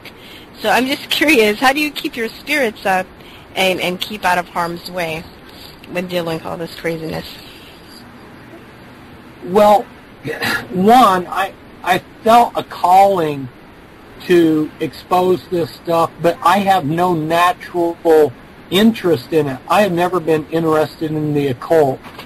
And so when I go in and do research on some of this stuff, it literally it feels like to me like there's this huge pile of manure, and then I'm going to take a dive head first into it, and I'm going to hold my nose, and I'm going to get all dirty, and then as soon as I dive in and get dirty and accomplish what I need to accomplish, I get out and I wash myself off. Being a Christian and being grounded in the hope that God gives us, that makes a big difference. I've been hit by the other side pretty hard. There's been things that have happened in my life that could have rocked my boat and destabilized me as a person. But thank goodness I had Christ in my life, which has been like an anchor. It's been some solid ground there, so that when the storm came, I was on solid ground and made it through the storms. That real briefly is an answer in short. I mean, I would have to go in and talk for hours about some of the storms that I've had to go through. I'll just mention one briefly. When I was put in prison, I spent a number of months in the hole, and psychologically the hole can break a person if your mind is not strong. Yeah. And but God made the whole time a blessing for me. Yeah, well, you really are a man of faith, though, and you're doing good. And I remember you talking one time, too, that it's really good to just always try and take the higher ground tool that can be used against you, to bring you down as a person, right, if you don't take the higher ground, if you have some shadiness in your past. Right. Having the moral high ground gives a strength to us. A natural strength, yeah. Definitely. Just one more, and before we wrap, I just wanted to ask, when you learn how intricate and evil the planning has been and how they've, there's just seemed like they're just so far ahead technologically speaking, what gives you hope and what makes you feel like the human race has a chance of defeating them and getting our power back? Or do you have, I'm assuming you do, or you wouldn't be doing the work that you're doing. Right. One thing is when you see their power, you realize that something has been preventing them from having complete power, so you actually start seeing the hand of God there. And one of the things that I learned when I was working with Cisco's programming altar, she said that there's a spirit that God puts into a person that's the real core of the person. And when the programmers, the Illuminati programmers who were Satanists, bumped into this spirit that God places in every person, they tried to capture and catch it, and they never could. And you can see that spirit come alive in people that have been programmed. They have received the severest kind of trauma and mind control that you could imagine, and yet there's still a spark of humanity in them, and there's still something in them that wants to be free and seek God. And the Illuminati could never take that out of people. And so when you see the darkness, you also see that there's light, you know, and a number of people have read my books on the Illuminati, and it's keyed them in that there's a war between light and darkness, and then in their mind they've said, you know, I want to be on the good side, and they've given their lives to Christ. So there's a lot of reason to have hope, and when you watch evil, the dynamics of evil, it's very clear that evil contains the seed of its own destruction. You'll see it self-destruct in the long run. Wow, that's really powerful. Where can we find, would you please tell our listeners where we can find your website or anything else that you want to promote your books? Unfortunately, yesterday my website went down. It got destroyed. Somebody hacked it and started advertising porn on my website. I tried to get rid of the advertisement for porn and destroyed it. My website got destroyed. So right now there's no website, but when it gets, in a few days, it will be up again, and it will be pentracks.com, pentracks.com. Pen like you write with the pen, tracks like the bunny rabbit makes in the snow, pentracks.com. We will get it up and running in a few days. For now, there's no place that they can maybe see me on Facebook, and I wrote a recent post where they can order my books at my address, my snail mail. Okay, that's great. And you know, by the time we get this out, hopefully the drama with your website should be fixed. So, because we're not doing this live, so hopefully we'll keep our fingers crossed. And we'll put the links. We'll put your website in the links. So, but thank you so much. It's always a pleasure, and I appreciate you coming on. And good luck with everything. We're going to take a break, and then we'll be right back. Thank you, Virstyne. Thank you. On your radio. Even though we're not from a famous rock and roll band, if we were, even though we sound a little like we are, we definitely wear a conspiracy realist t-shirt, because they're gear, aren't they? Oh yeah, they're really gear. I want to write a song about them. Conspiracy realist t-shirts at truthattease.com. I gotta think of the middle eight. Shop.truthattease.com. What does that mean? It's the internet. What's that? I don't know. It's a net. It's between things. Shop.truthattease.com. What's that? It's where you get conspiracy realist t-shirts. Oh, gear. Welcome back. Thanks for listening to Truther Talk. So, Seth Virstyne, we just interviewed Fritz. I know, and you know what? During our intro, like I cursed. Like I just feel bad. Like I don't think he'll judge me for it, but he's just so like polite. I don't want to say like bad words. I didn't say bad words when he was like on, but I said something. I was like, I think I said like damn. Wish I'm saying it again, but I just realized. It just made me. I don't know. I got a little embarrassed, but yeah. I just he's such an honor. He's just so smart and just very cool and very well researched. And you know, we always talk about this a lot, but we're just really honored and humbled by the people that come on our show that are just willing to share their knowledge with us. That we're really grateful, you know. Yeah, and he's really humble and really kind and sweet, and he is polite. And I think I liked what he was talking about the American culture. Like we like to think that we don't have one, but we do, and it's really kind of self-centered. Yeah, it's going into people's countries and fucking knocking them over and taking their shit. Now I'm cursing. Yeah. Now I'm cursing. Whatever. Well, it is very, but I mean, I think it's very self-centered too. It's like, that's the way that our country behaves at the top level, but even on a smaller scale, and how we interact with other people. And he mentioned the way that people blurt things out, and they don't consider what they're saying to another person. Like, they could say insults or, hurtful or things like that. And we've talked about that on our show before, and how people interact on the internet. And he said that, he's very mindful to not say things about other people. Oh, there's Alice. Oh, Alice Bowden has just entered the show. She's our third little. Are you agreeing? What is that? Is that an agree or a disagree? I don't know. Oh, I'm sorry. I agree with him. Oh no, I'm talking to Alice. Hello. Oh. Oh, pardon me. Pardon me. She seems to have a very strong opinion about that. So I think she disagrees because there she is blurting. But her thoughts are more important.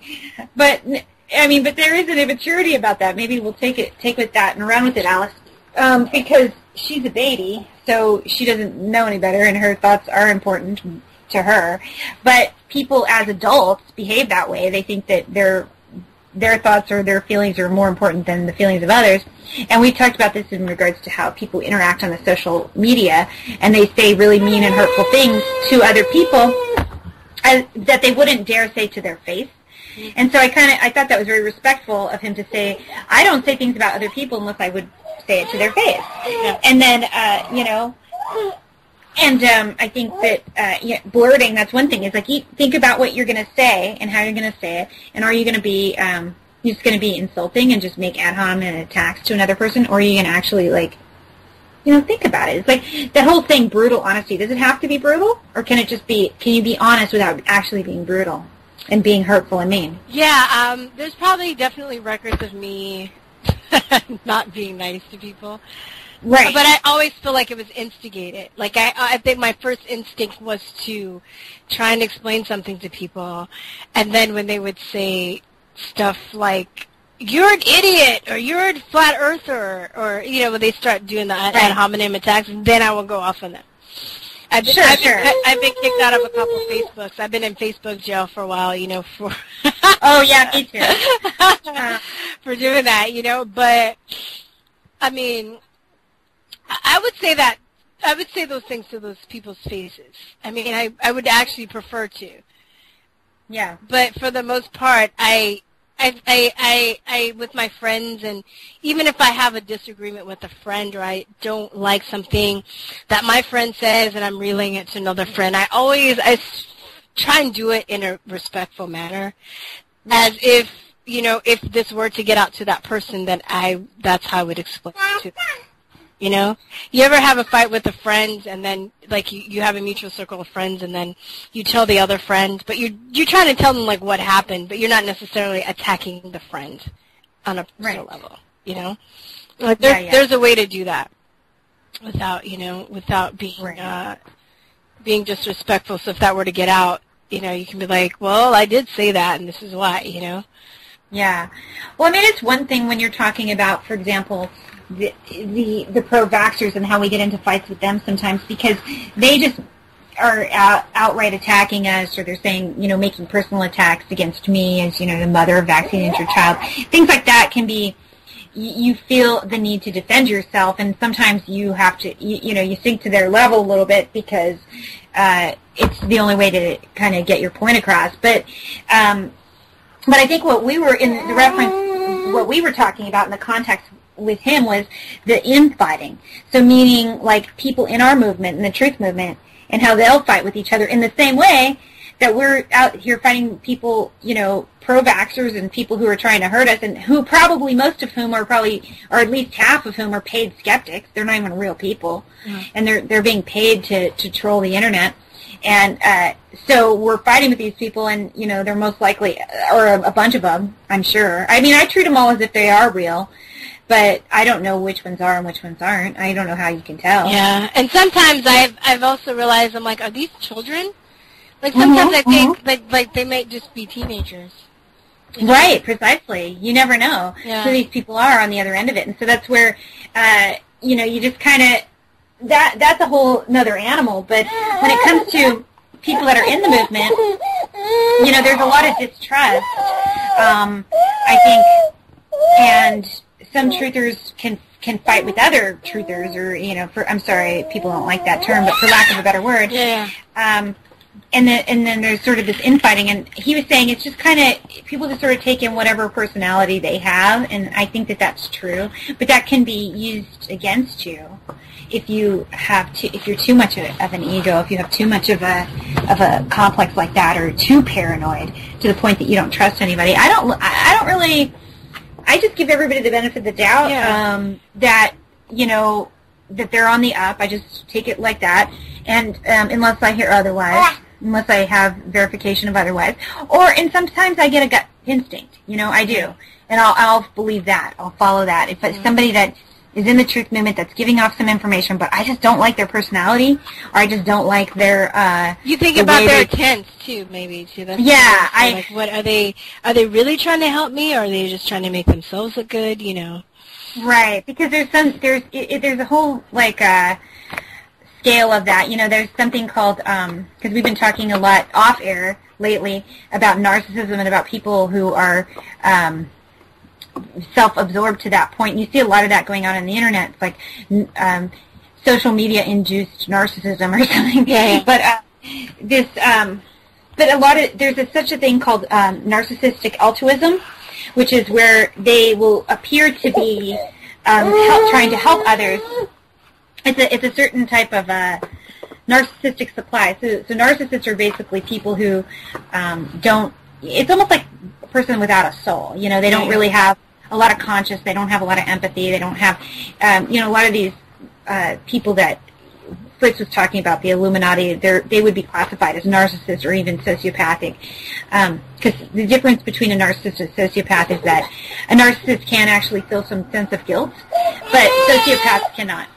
Malignant narcissists are the package deal. They're everything. They're sociopaths, and they're just basically the whole 9 yards. But a garden variety narcissist is somebody who just has a little too much self-love, a little too much self-importance, and doesn't really possess a lot of compassion or empathy. And one of the ways that you can receive what they call a narcissistic supply, which is like what builds you up, makes you feel worthy as a person, and to try to make other people think you're that too, is they use altruism. But it's not for others; it's for themselves. So it's like racist people that wouldn't that wouldn't allow their son or daughter to marry a black person, but they'll donate to the United Negro College Fund. Right, exactly. They might be faking it completely, or maybe they actually do believe in the cause, but they because they don't possess the certain empathy. It's not that they really truly care.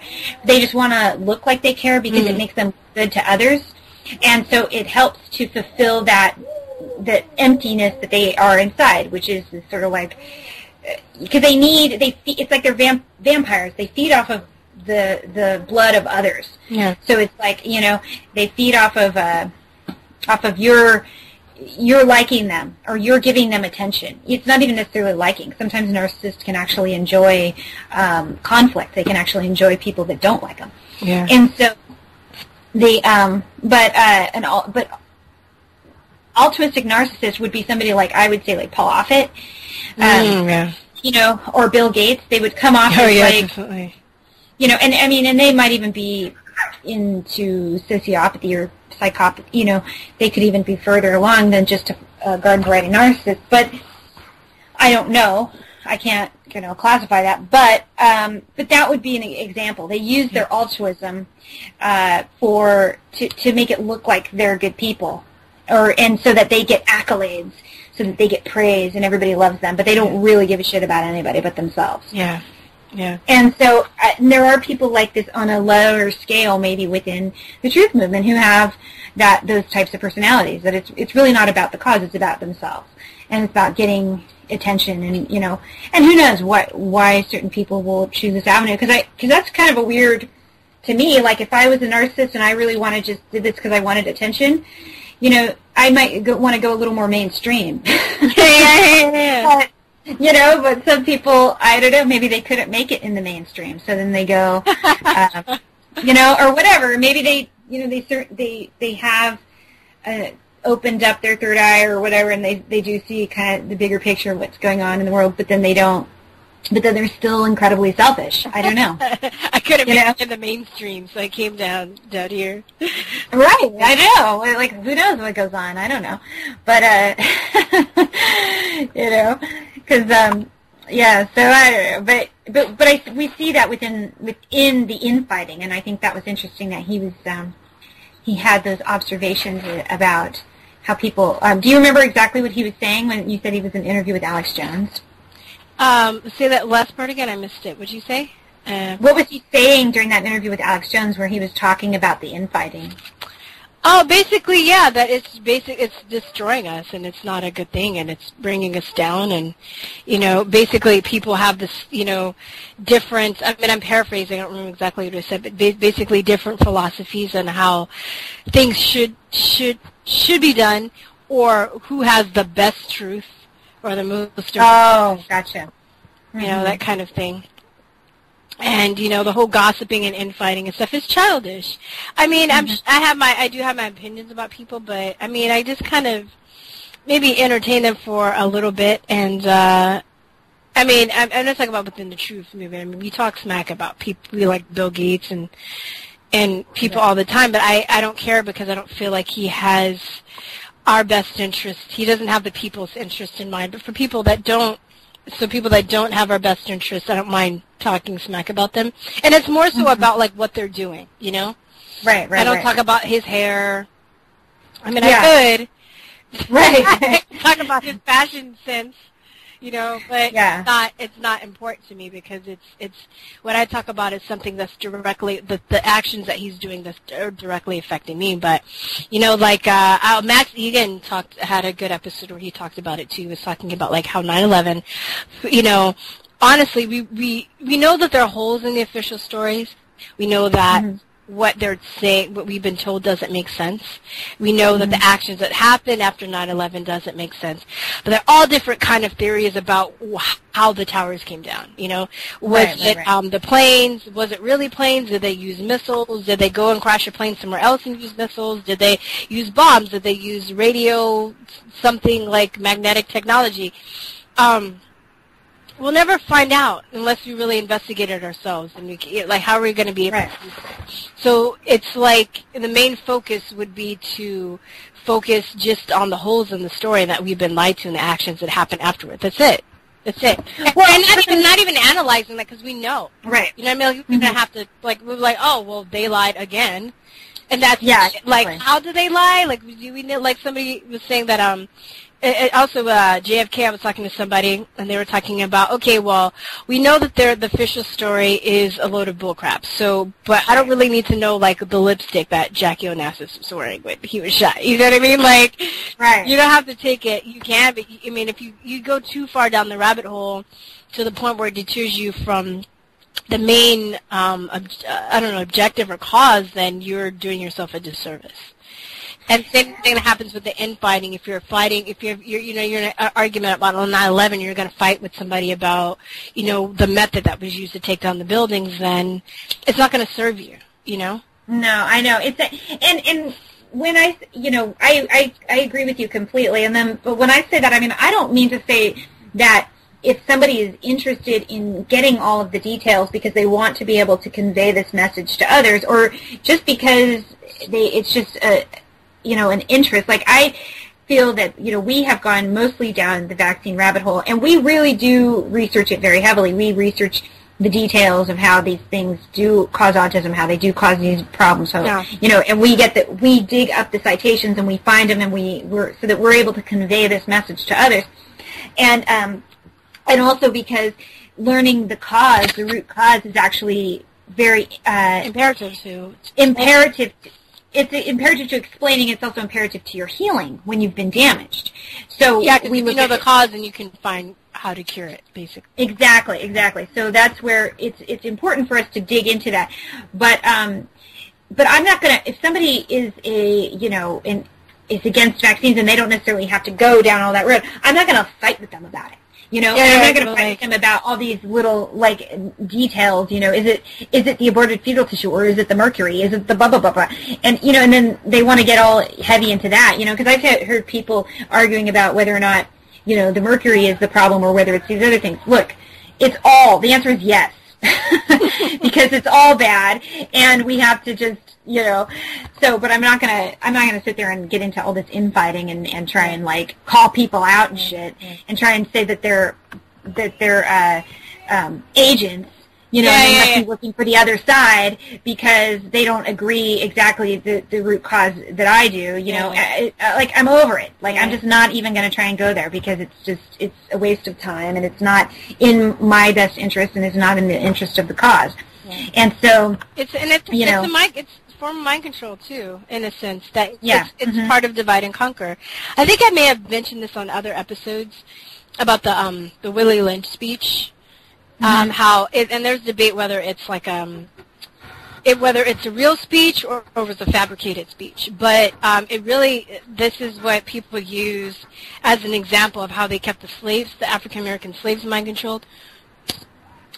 controlled, you know, because they used the divide and conquer. So it would say, you know, turn the light-skinned black people against the dark-skinned black people, turn the tall against the short, turn the old against the young, turn the, you know, make some of your favorite and treat the other ones like shit. So they're always fighting about something. There's always division within them, you know.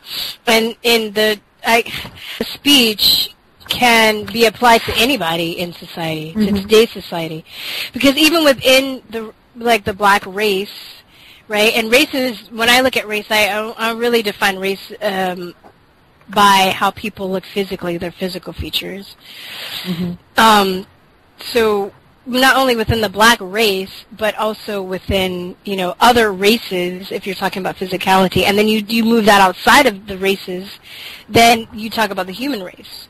About how we have, you know, issues with these others, with, you know, with racism, and then you look at, you know, all the sexism, and you look at the ageism, and you look at, you know, and religious, and now it's like the truth, anything that, you know, where you can polarize somebody and turn people against each other. It's perfect for people that want to keep the mind control game going, because they're always fighting each other, not focusing on, you know, the real problems. The real evildoers. So, I mean, I feel like I've gotten that. Hopefully, I mean, I try and be aware of that, but I think for the most part, I can see through that, and it seems like we're being mind controlled. It's not as direct as if you were, say, born into the Illuminati bloodline, but it's the same types of mind control tactics that are used in order to get people to accept all the atrocities and things that are being done to them, you know, and then at the same time too, it's like we've already been programmed to have that sort of infighting because there is so much ego, and maybe ego and these types of jealousy and things is just things that people are born with. I don't exactly know, you know, how deep that goes. I mean, if you look at animal life, you could say like baboons are very egotistical, and, you know, they don't really care about others but themselves and so forth, so they could be classified as narcissists.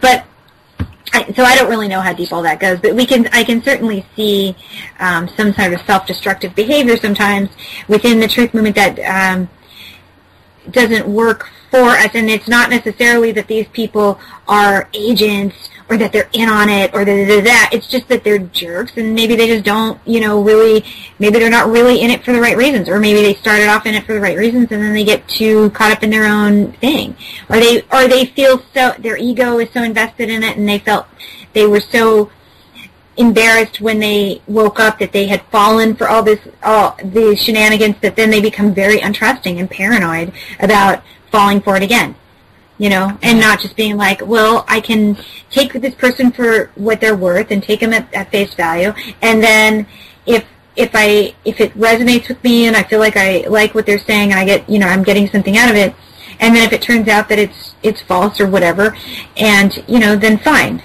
Just don't, like, get caught up in it as a cult. Don't act like everybody is all-knowing, because no person's all-knowing. And that sort of action that, you know, it's my way or the highway is what cults do to enslave people.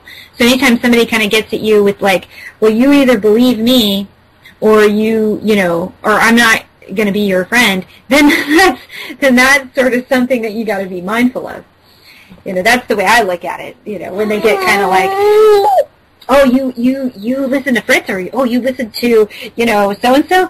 Well, I'm not gonna listen to you then. I'm not gonna watch your show. Well, fine, go ahead.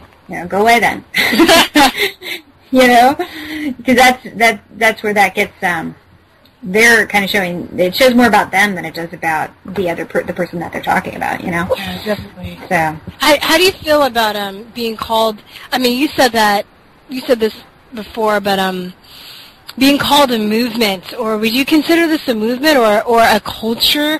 I don't know. I'm on the fence. I kind of have an issue with that, and I think one of the reasons is too because people have, when they know about the show, they know about what I do, they're like, oh, well, that's just a culture that you're involved in. It's just, like it's a hobby or I don't know. What are your thoughts on calling this a movement or calling people truthers? And I think that they can. I think if you look at it in the terms of like a truther is essentially it's a word that was made up. It's a slang word that was made up to be the counter or the antithesis to a liar.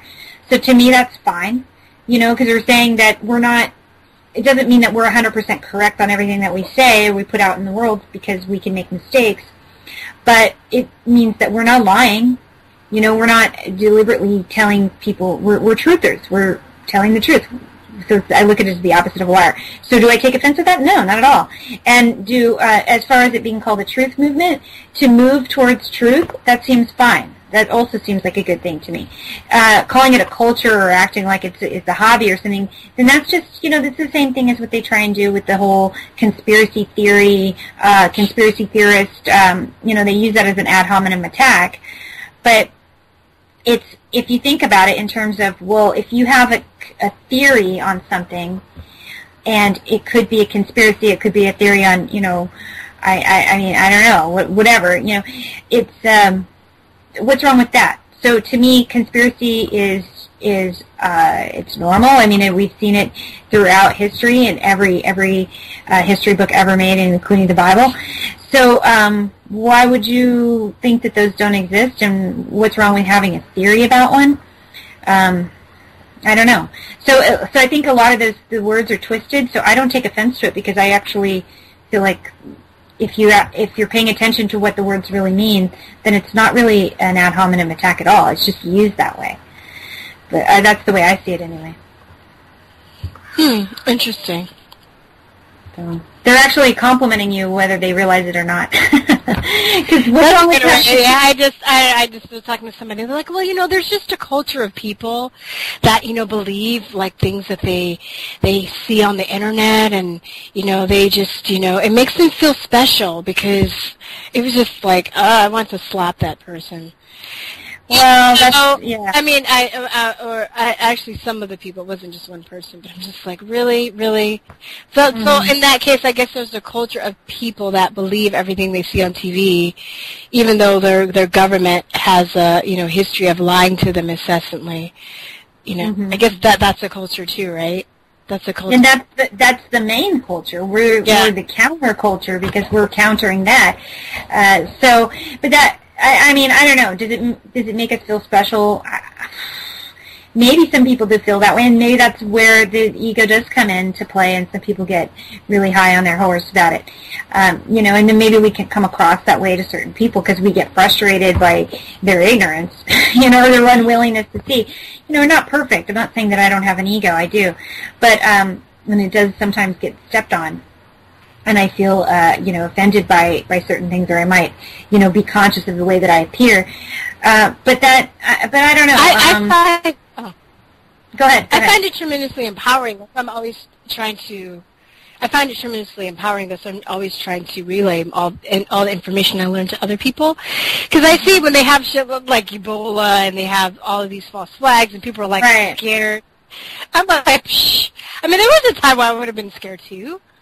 Like, I was scared for like a week. When 9/11 happened, I was terrified, just like most people. But But now when that stuff, I'm just like, I'm over it. Like, I'm just, Right.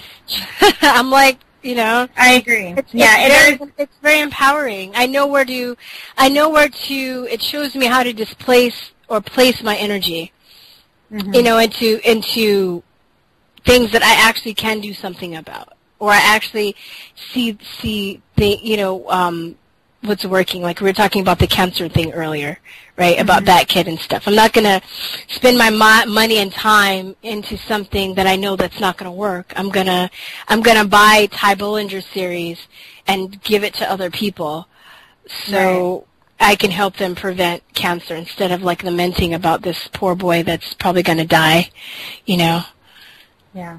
Exactly. And no, I agree. Yeah, that's an area for sure that it's empowering for certain. You know, there are some times where there's things you can't do anything about, but like you do feel kind of helpless. Like Sandy Hook happened, I did find that sort of disturbing in a way that I felt like I don't know. You know, there was nothing I could really do about it. But with the health issue, I think